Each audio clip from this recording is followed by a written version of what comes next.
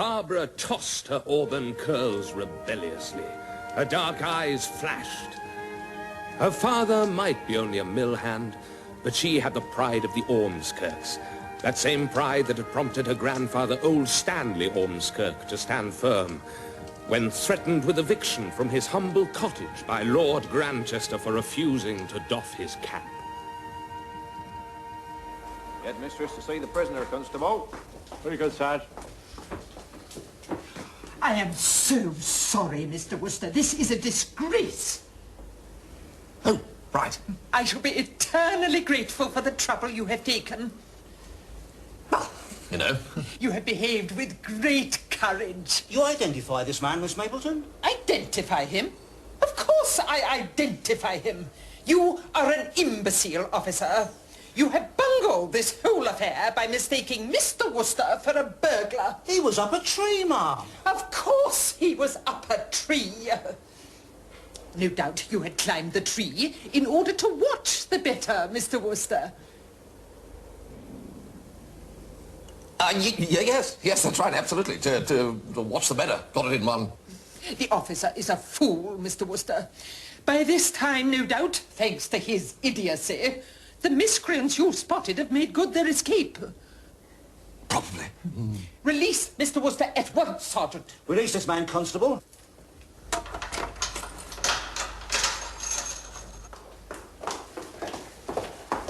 Perhaps I should drive Miss Stapleton to the school, Zone. Well, yes, of course. No, I intend to walk. Perhaps I shall catch sight of those desperados as I go. Good night, Mr. Wooster. Good night. Mr. Jeeves, I look forward to seeing you tomorrow. Thank you very much, ma'am. Now, Jeeves, perhaps you'll be good enough to explain to me what on earth has been going on.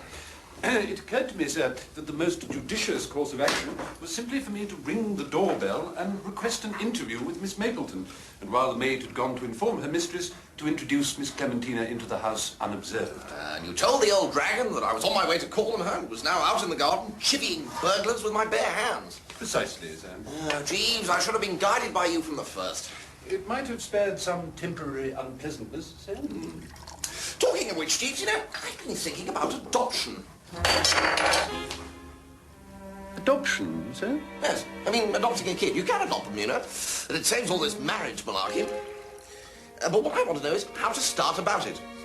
The process, I imagine, is highly complicated and laborious, sir. It would cut into your spare time. It wouldn't cut into it half as much as marrying Miss Wickham. Oh, by the way, Jeeves, what did Miss Mapleton mean about seeing us tomorrow? In order to lend verisimilitude to my story, sir, I informed her that you were a renowned orator, sir, currently on a tour of the home counties. Good Lord, Jeeves. Upon learning this, Miss Mapleton was most anxious for you to address the girls of the school. I didn't like to disappoint her. What? I hope I did the right thing, sir.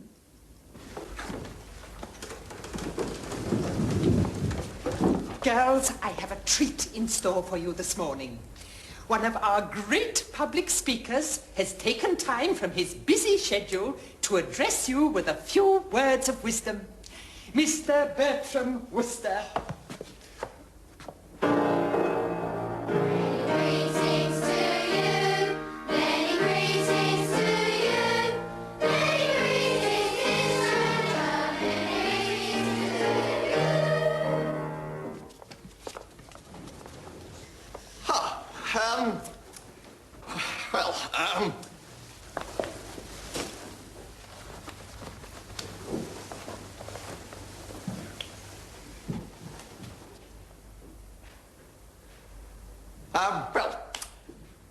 Ladies.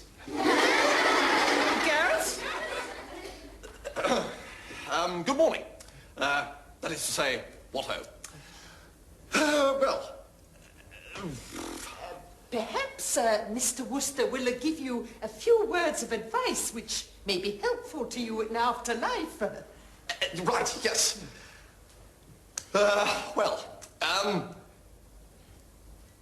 Yes, now, here's something that's often done me a bit of good, and it's something that not many people know.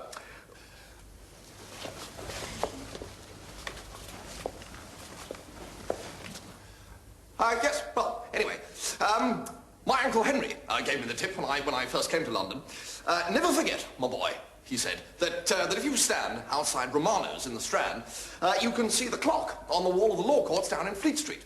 Now, most people who don't know this wouldn't think it was possible, because there are a couple of hefty-looking churches in the middle of the road, and you'd think they get in the way, but they don't. You can, and it's worth knowing. You can win a lot of money, he used to say, by betting on it with fellows who haven't found it out. And by Jove, he was absolutely right. It really is a thing to remember. Yes, many's the quid I've won. Perhaps, Mr. Wooster, a little story might be in order. Some anecdote to illustrate the benefits of hard work, study, and healthy living. A story, right. If I can remember stories. Oh, yes, no, here's one I heard recently. It seems that there was this chorus girl, and she met this stockbroker. And he said to her... Poor Mr. Wooster, wasn't that splendid, girls? We will now sing the school song.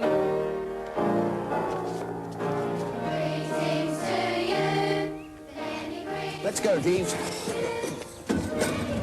Your address was successful, I trust, sir? Oh, yes, went like a breeze. We're going to move on, Jeeves. The tall, young man smiled crookedly, lifting his oil-grimed hands in helpless apology. Myrtle's eyes flashed. She tossed her blonde curls. She was not to know that this figure in stained overalls and with a worn cloth cap set at a jaunty angle atop a head of unruly curls was the 14th Earl Strathmollick of Strathmollick, Lord High Keeper of Dunoon Castle and Laird of 10,000 fertile acres in his native Dumfriesshire. I do trust that your experience in St. Monica's has not spoilt your taste for the adoption of young girls, eh? Well, I must confess it has given me pause, Jeeves. Am I wrong in thinking that all little girls are hard-bitten thugs of the worst description? Your definition is sadly near the truth, sir. But we must console ourselves with the thought that life without the blessings of children does have its compensations. No, Jeeves. No. I'm too young to give in to such cynicism. I'm an idealist, Jeeves. Very good, sir. My sister, Mrs. Schofield, is coming back from India soon. She's the one with the 3 little girls. I refuse to believe that my own kith and kin can be described as hard-bitten thugs. We Woosters may have our faults, but hard-bitten thuggery has never been one of them. Well, sir... I can give up the flat and take a house for them all to come and live with us. Indeed, sir. I can be a proper uncle to them.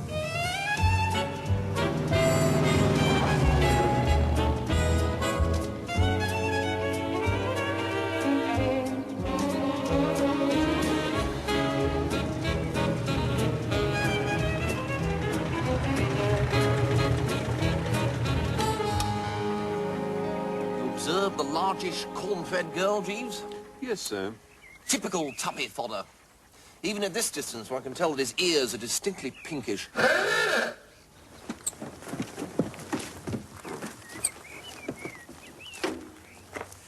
Hello, Bertie. Hello, Tuppy.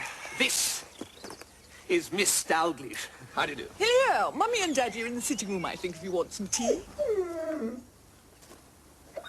What on earth's that? It's an Irish wolfhound. It's for you. That's no good to me. I asked for an Irish water spaniel. Well, they run out. Oh, really, Bertie? You coming, Hildebrand? Yes, I'm just coming, Daisy.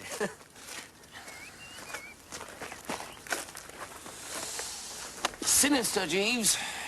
You noticed that the subject was looking like a stuffed frog? There is something ranine in Mr. Glossop's aspect, sir, yes. Particularly about the eyes. Precisely, Jeeves. I think our fears are justified. The thing seems serious. Heard from Angela at all, Tuppy? No, I have not. And I have no wish to hear from a little blighter. Yeah. Angela's awfully fond of you, you know. Oh, is she indeed? Well, she's got a dash funny way of showing it. Yes, well, they do have, Tuppy. They're not like us.